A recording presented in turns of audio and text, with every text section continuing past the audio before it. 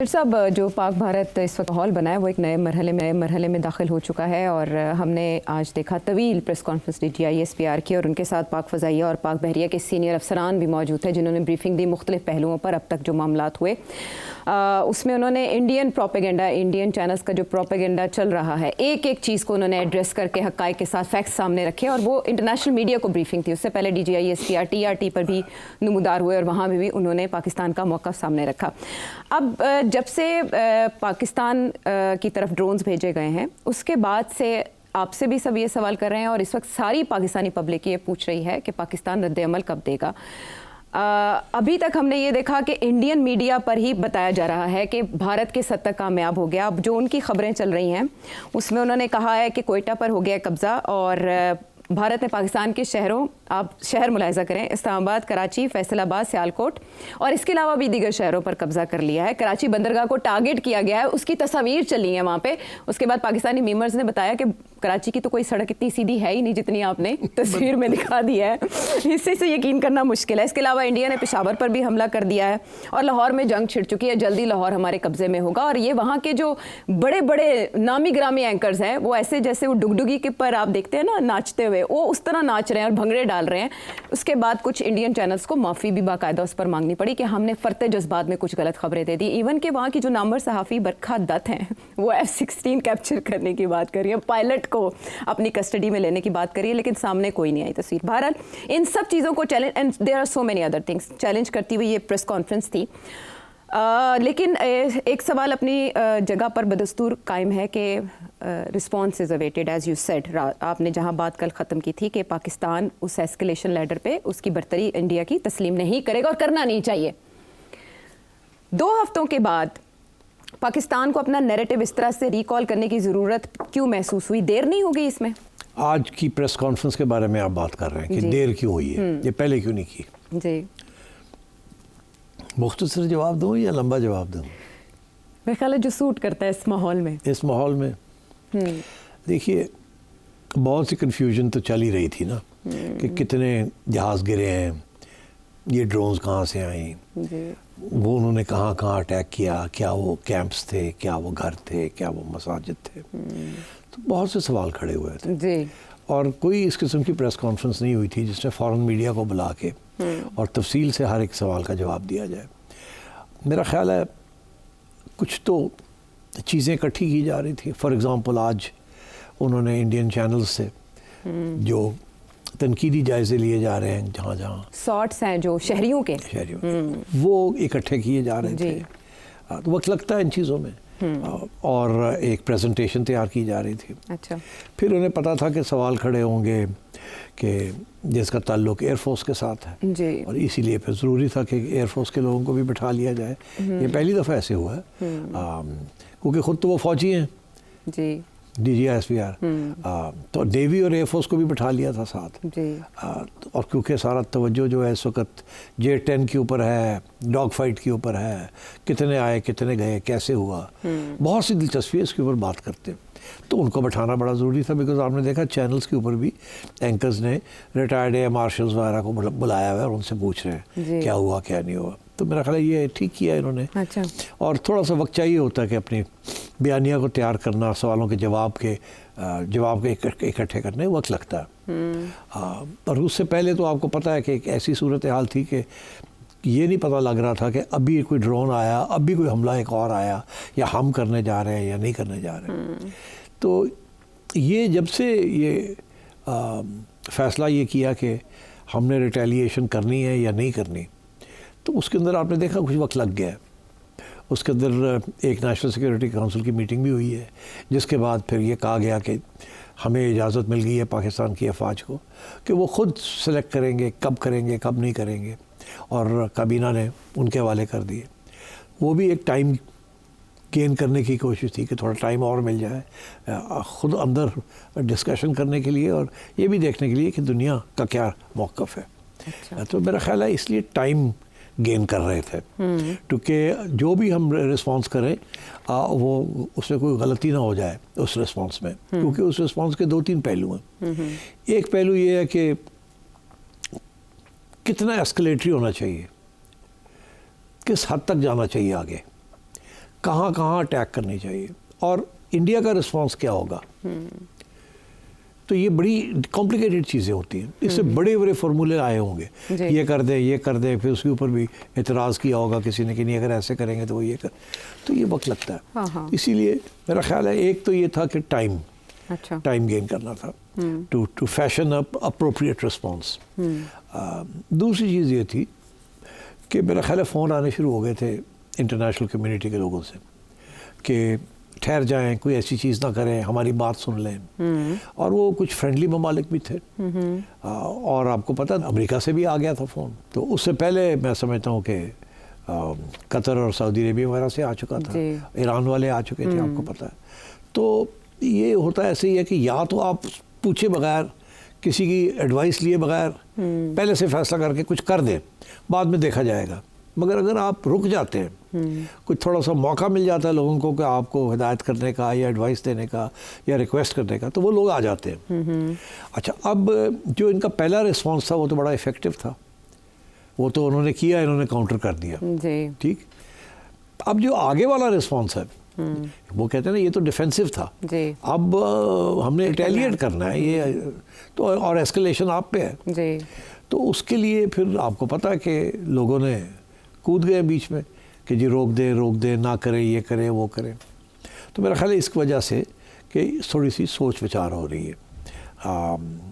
मेरी इन्फॉर्मेशन है या एनालिसिस है, मैं इसके ऊपर तबसरा नहीं करूँगा, पर मेरा ख्याल है कि काफ़ी प्रेशर है इस वक्त गवर्नमेंट के ऊपर और फिर फौज के ऊपर कि कोई ऐसा चीज़ ना की जाए जिसके साथ एस्केलेशन हो जाए इंडिया की तरफ से।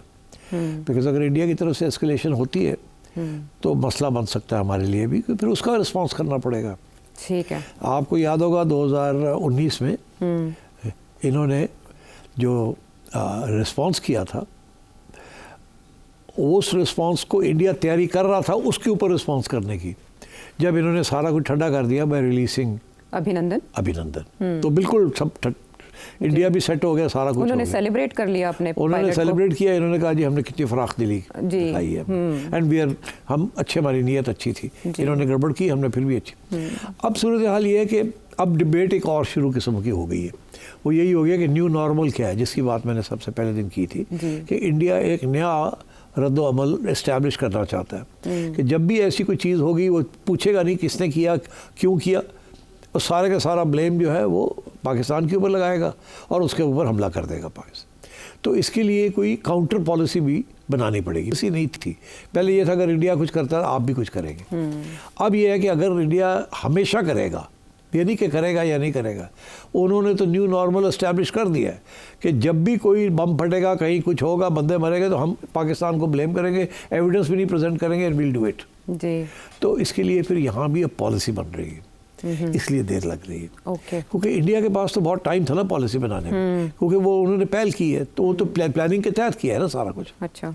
और मेरा मौक़िफ़ तो ये रहा है कि ये फॉल्स फ्लैग ऑपरेशन था, इसके पीछे बड़ी सोच थी, प्लानिंग थी, और उसको उन्होंने एग्जीक्यूट किया, इसलिए उनकी तो पॉलिसी बन चुकी है।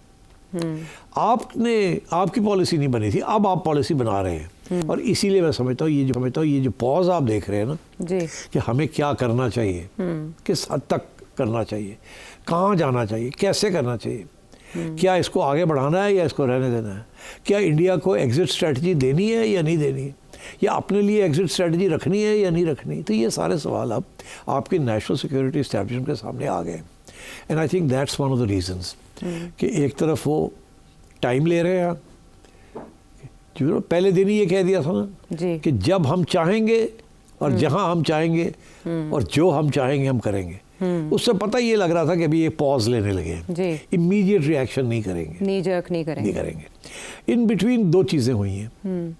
एक तो ये कि इन्होंने ये सारी एविडेंस इकट्ठी कर ली है कि इंडिया के अंदर हो क्या रहा है, चैनल्स क्या कर रहे हैं, इंडियन गवर्नमेंट क्या कर रही है, कितना झूठ बोल रही है, ये हो गया, वो सारी चीज़ें इकट्ठी कर ली, अपना केस तकड़ा हो गया।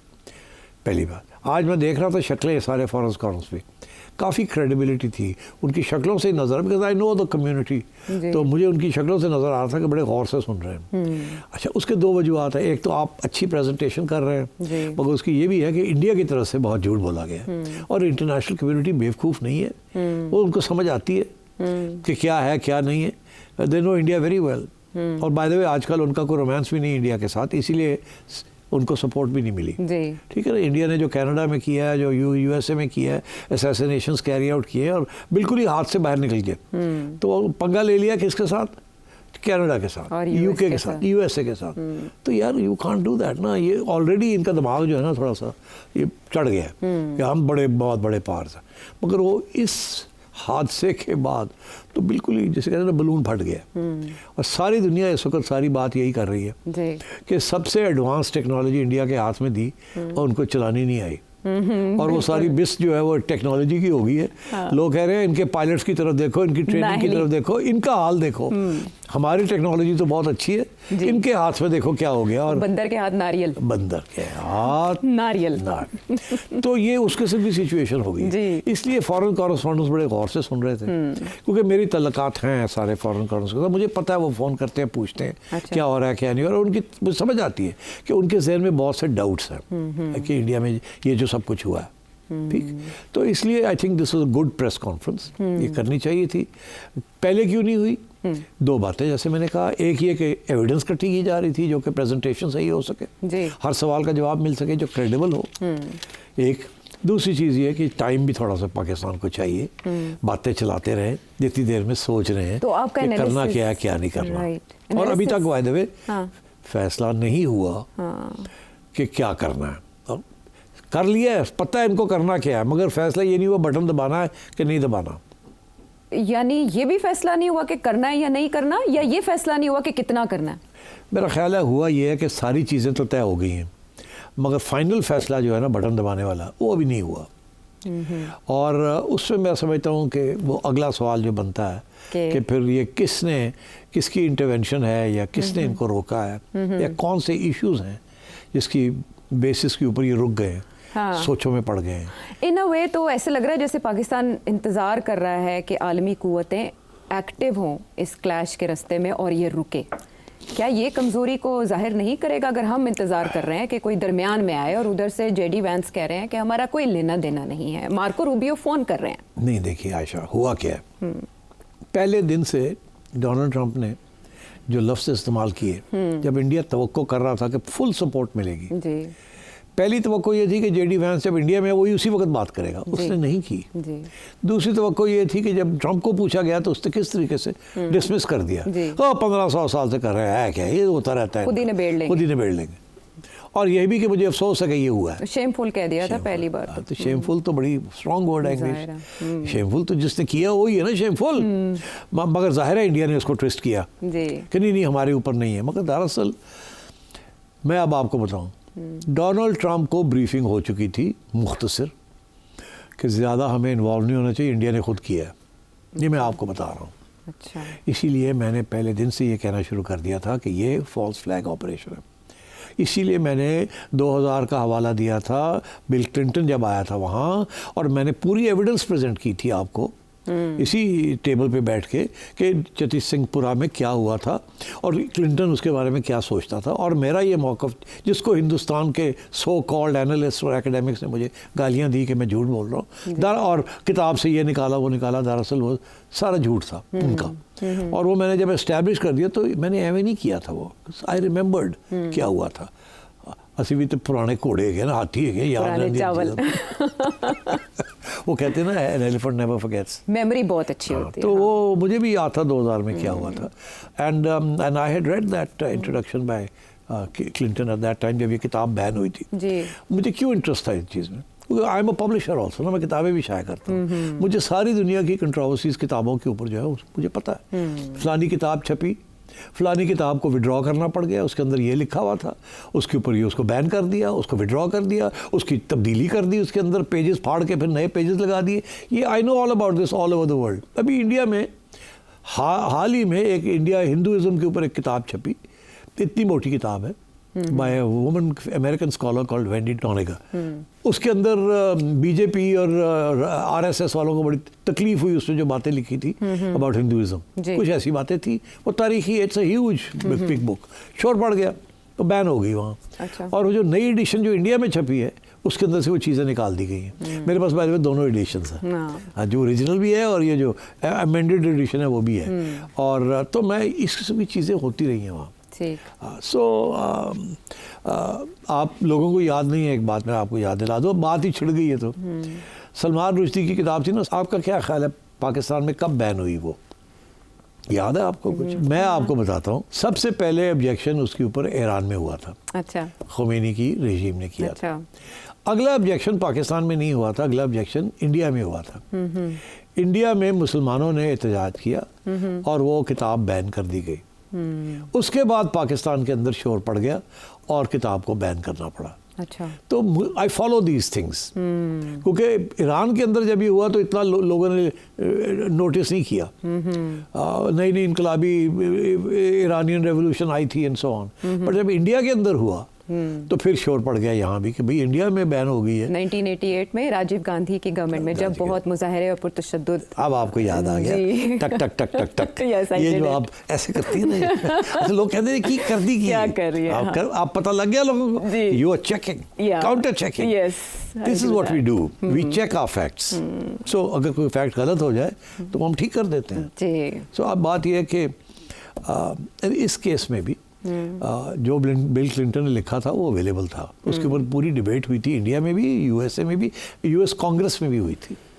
अच्छा, सो अब खैर एनीवे, तो मेरा ये मौक़िफ़ रहा है और बहुत से लोगों ने मेरी बात सुनी है, मगर जाहिर है मैं पहला था जिसने ये बात कही कि ये फॉल्स फ्लैग ऑपरेशन था, तो उस वक्त मुश्किल लग रहा था कि यार इतना बड़ा कैसे कर सकते हैं। तो जब वो चतुर सिंहपुरा का हवाला दिया तो फिर और लोग कन्विंस हो गए। तो अब मैं आपसे कह रहा हूँ कि डोनाल्ड ट्रंप को पता है कि ये खुद करवाया है इन्होंने। अच्छा, इसीलिए वो मुसालहत, इसीलिए वो अब इंडिया की साइड खुल के ले नहीं सकते। उन्हें बात पता है कि किसी न किसी स्टेज पे ये भी बात बाहर आएगी कि इन्होंने खुद करवाया। आज नहीं, कल, कल नहीं, परसों। शायद अमेरिकन सोर्सेज ही ये बात कर डिस्क्लोज कर दे, किताब लिख दें, जैसे बहुत कोई और लिखे उसमें ये कह दे। तो डोनाल्ड ट्रंप नहीं अपने आप को दिखाना चाहता कि यार मुझे पता था कि इन्होंने खुद किया है, इसलिए वो दूर हो गया इससे। और ये कह रहा है शेमफुल, तो यार, और ना ही वैंस को बात की उस वक्त, ना ही डोनाल्ड ट्रंप ने, वो थोड़ा दूर हो गए। इंडिया को बड़ी तकलीफ हुई है। जब वो थोड़े दूर हुए तो बाकी इंटरनेशनल कम्युनिटी जो है वो भी खड़े हो गए, यार एक ही हुआ है, अमेरिकन सपोर्ट नहीं कर रहे। इंडिया तो इतना बड़ा अलायंस पार्टनर है अमेरिका का अगेंस्ट चाइना इन क्वाड, इकट्ठी ड्रिल्स हो रही है, ट्रेनिंग हो रही है, इंडियन ओशन में हो रही है, वैसे इकट्ठे। तो ये क्या हो गया? India is the latest partner of the United states. America NATO से दूर हो रहा है, इंडिया के करीब हो रहा है, और इंडिया को सपोर्ट नहीं किया इस चीज़ के ऊपर। और पाकिस्तान के साथ तो अमेरिका के इंटरेस्ट अब बहुत कम रह गए हैं। एक ज़माने में 80% ऑफ पाकिस्तान के हथियार जो थे वो अमेरिका से आते थे, अब 30% रह गए, अब 20% रह गए, 80% चाइना से आ रहे हैं। तो Pakistan has moved towards China, America has moved away from Pakistan, and America and India have come together. इस स्टेज के ऊपर अमेरिका ने इंडिया का सपोर्ट नहीं दिया एंड अपने आप को दूर कर लिया। जाहिर है वो इंडिया के खिलाफ तो नहीं जाएगा, बिकॉज इतने बड़े स्टेक्स हैं। एक तो ये, to answer your question, that is why. मगर बाय द इसी वजह से बाकी लोग कूद पड़े अंदर।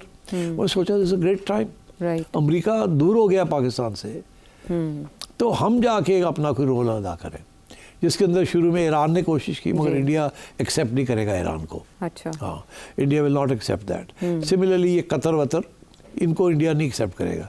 Saudi Arabia is a different ball game. Saudi Arabia का डिप्टी फॉरेन मिनिस्टर पहले इंडिया गया है और फिर यहाँ आया है। उनकी जो मीटिंग्स हुई हैं, कुछ ना कुछ आएगा, ठीक है। और उससे मेरा ख्याल है यही कहा जाएगा कि सऊदी कह रहे हैं कि हम तैयार हैं कोई रोल अदा करने के लिए, और हिदायत यही कर रहे हैं कि पाकिस्तान जो है सोच समझ के अगला कदम उठाए, अगर किसी तरीके से इसको रोका जा सकता है तो रोके। वो पाकिस्तान को हिदायत कर रहे हैं। और मैं आपको ये भी बता दूँ क्यों वो पहले इंडिया के पास गए और फिर पाकिस्तान के पास आए। ये भी एक क्वेश्चन है। ये वज़ीर ममलिकत बराए ख़ारिजा और मार्को रूबियो ने वज़ीर ख़ारिजा, सऊदी वज़ीर ख़ारिजा से फ़ोन पे भी रब्ता किया, जिसके बाद ये एफर्ट शुरू हुई हैं। जी, उन्होंने कहा है इनको, सऊदियों को अमरीकनों ने कहा है। अच्छा, और इम्पोर्टेंट बात ये है, ये नहीं कि सऊदीज़ को किसने कहा है, ठीक है, वो तो वैसे भी ना भी कहते तो सऊदीज़ ने रोल कोशिश करनी थी प्ले करने की। सऊदीज़ के बहुत बड़े इन्वेस्टमेंट्स हैं इंडिया पाकिस्तान में। इंडिया में तो 10 गुना ज़्यादा है फ्रॉम पाकिस्तान इन्वेस्टमेंट्स। अभी नरेंद्र मोदी कहाँ गए हुए थे? वहीं से तो वापस आए सऊदी अरब से। हाँ, उसी यात्रा पे थे। तो मैं समझता हूँ कि वो पहले क्यों गए हैं इंडिया के पास, ये सवाल बड़ा इंपॉर्टेंट है। हाँ। पहले पाकिस्तान के पास क्यों नहीं आए? क्योंकि एक्शन तो पाकिस्तान ने लेना ना, तो गए वो इंडिया के पास से पहले। इंडिया के पास इसलिए गए हैं, उनको कहने गए हैं क्या चाहते हैं आप? अच्छा। लड़ाई करनी है या इसको रोक देना है यहाँ? और मैं आपको बता दूं इंडिया ने क्या कहा है, रोक दे। अब तुम भी फिर इधर आ जाओ, मैं उधर चला जाता हूँ। नहीं, बस वो इतना ही कर सकते थे कि मुंह छुपा ले। कि देखें, जो होना था हो गया जी, हमने जो करना था कर दिया। इन्होंने भी कार्रवाई कर दी जो कि करनी थी। हम तो नहीं तस्लीम करते कि इतने जहाज़ हमारे गिरे, पर जो भी है हो गया ना, उन्होंने कर दिया जो करना था। अब हम इसको आगे नहीं बढ़ाना चाहते। तो अगर पाकिस्तान रुकता है तो फिर हम कुछ नहीं करेंगे, हम और कुछ नहीं करेंगे, क्योंकि हम एस्केलेशन नहीं चाहते। ये इंडिया ने दे दिया पैगाम सऊदी अरेबिया को। अच्छा। कि अगर पाकिस्तान और कुछ नहीं करता तो हम कुछ नहीं करेंगे, मगर अलबत्ता अगर वो करता है तो फिर हम भी मजबूर हो जाएंगे, हमें भी कुछ करना पड़ेगा। ये पैगाम लेके वो आया है यहाँ कि अगर आप कुछ नहीं करेंगे तो इंडिया और कुछ नहीं करेगा। That will be the end of the matter. आप इतने जहाज़ वहाज़ गिरा लिए हैं, बस करो। आप समझो यही आपका रिस्पांस है। सारी दुनिया आपको वाह वाह कर रही है, नोट्स ले रही है आपसे। सारी दुनिया आपके आगे पीछे हो रही है कि तुसी कीता की है, किंज कीता किस तरह कीता है। और चीनी जड़े ने हार लेके बैठे ने, और की चाहिए और ले लो, ठीक है। और अमरीका अपना सर स्क्रैच कर रहा है, होया कि हमारा एलआई इतना बड़ा, वो लाइन पिट गई उसकी, और वो चीन ने उधर से बैठ के इंडिया की लाइन पीट दी है। असल में तो ये टेक्नोलॉजीज का एक जायजा, वो उस पर डिस्कस करते हैं। तो मैं ये समझता हूँ कि सऊदीज़ यहाँ आए हैं, पहले उनसे लेके एश्योरेंस कि तुसी और कुछ नहीं करोगे, हम जाके पाकिस्तान को समझाते हैं। और इंडिया ने कैटेगोरिकली कह दिया सऊदीज़ को कि हम और कुछ नहीं करना चाहते, हमने जो करना था कर लिया। ठीक है, हमने वो 5, 6, 10, 15 वहाँ मिसाइल फेंक दिए। तो इन्होंने भी, अगर हमने उनके 30-32 बंदे मार गए हैं तो इन्होंने भी LOC के ऊपर तो हमारे काफ़ी बंदे मार दिए। तो अब बस करें, ठीक है। ये of the record he confess कर रहे हैं, अदरवाइज वो बता तो ऑब्वियसली नहीं करेंगे। मैं चिड़िया की खबर दे रहा हूँ। तारड़ साहब ने भी बताया, काफ़ी तादाद बताई थी उन्होंने इंडियन सोल्जर्स की। तो कहते हैं यार हो गया, उन्होंने साढ़े बंदे मारते, 80 उन्होंने मारे, उन्होंने साढ़े मारते, साढ़े जेट भी गिराते रहे। तो बस करो, ठीक है, वी रोक के साड़ी भी कोई इज्जत रहने दो, नहीं तो फिर अगर आप इन्होंने कुछ और किया तो फिर हमें भी करना पड़ेगा, फिर एस्केलेशन हो जाएगी। तो सऊदीज़ ये पैगाम लेके आए हैं। अच्छा। यहाँ बात सुनी है सऊदीज़ की। देखिए, अमेरिका की बात आप ना सुने तो कोई बात नहीं, फ़र्क नहीं पड़ता। वो देते क्या आपको? वो कुछ भी नहीं देते। एक IMF ही रह गया है। IMF ने भी किस्त की मंजूरी दे दी है, खबर हो जाए। इंतज़ार यहाँ यही थी कि पहले वो हो जाए। मगर इसका ये मतलब नहीं है कि अगर अभी गड़बड़ करेंगे तो अगली भी आनी है, वहाँ IMF आपको टाइट कर देगा। देखिए ना, IMF का ये मौक़िफ़ होगा जो अभी है, मगर उन्होंने कहा कुछ नहीं, बिकॉज अभी आपने किया कुछ नहीं। अगर जंग छिड़ जाती है तो आपकी इकॉनमी जो है, डिफेंस फोर्सेस को पैसे और देने पड़ेंगे। अच्छा। अगर पैसे आप और देंगे तो कहाँ से लाएंगे? तो वो IMF के जो कर्जे ले रहे हैं वहीं से देने पड़ेंगे ना। तो IMF तो ये बात नहीं पसंद करेगा। इसलिए ये इस दफ़ा तो उन्होंने ओके कर दी है, बिकॉज अभी आपने वो एक्शन नहीं लिया। कल आप वो एक्शन ले लेते हैं तो फिर अगली जो ट्रांच आनी है वो फिर IMF रोक लेगा। वो कहेगा नहीं ये क्या हुआ, या आप और कहीं से पैसे इकट्ठे करें तो या हम आपको और नहीं देंगे। तो ये खतरा है। ठीक।